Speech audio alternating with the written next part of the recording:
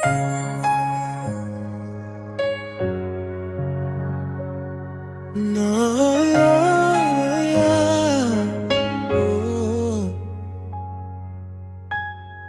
mga araw na gusto kong tumakbo, hindi dahil sumusuko ako, kundi dahil mabigat na masyado ang mga dalang sugat ng puso ko. May mga pagkakamaling gusto kong balikan at itama, pero hindi na mababago ang mga bagay na nakaraan na. At sa gitna ng pagod at takot, may lugar kang inihahanda, hindi para husgahan agad ako, kundi para bigyan ng awa. may kanlungang naghihintay, may kapayapang handang yumakap. At habang lumalapit ako sa iyo, unti-unting gumagaan ng lahat. Kapag awa mo ang yumayakap sa akin, may pag-asa akong muling bumangon. Diyos ko, may kanlungan ako kapag pagod ng puso ko.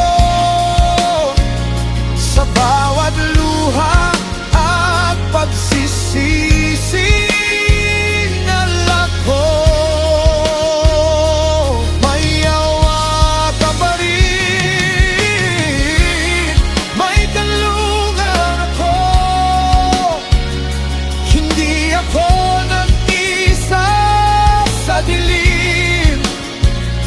sa bawat sugat na hindi makita ng iba, may kapayapaan ka.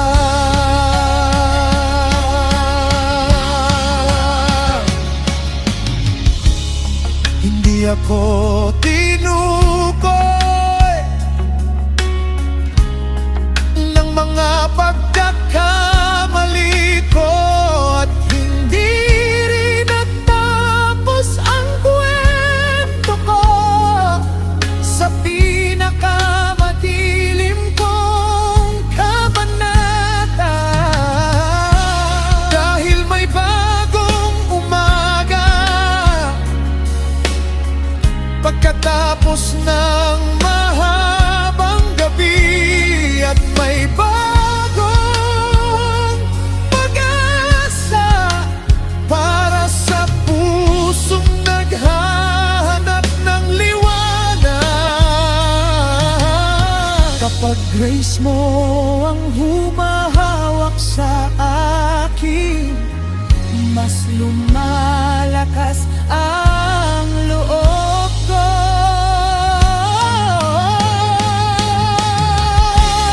May kanlungan ako kapag pagod ng puso ko. Sa bawat luha at pagsisising dala ko, may awa ka pa rin.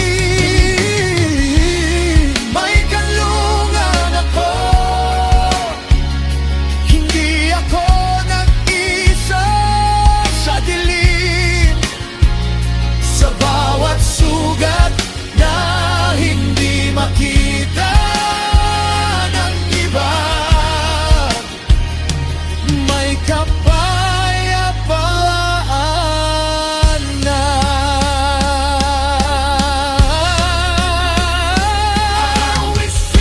It ran with shame. I couldn't fix on my own, but mercy met me. Again, I don't have to carry everything alone. There's healing. There's a place where broken hearts can breathe again.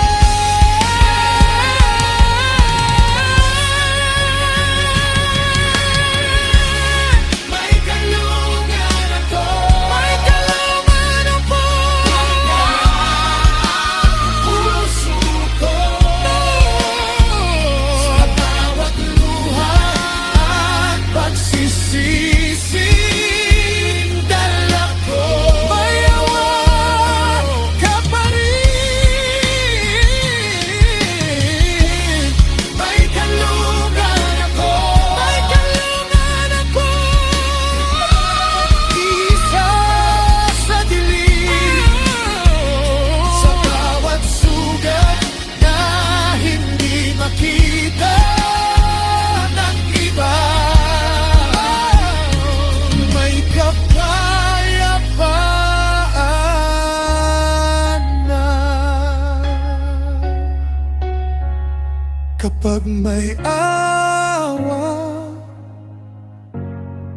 may bagong simula.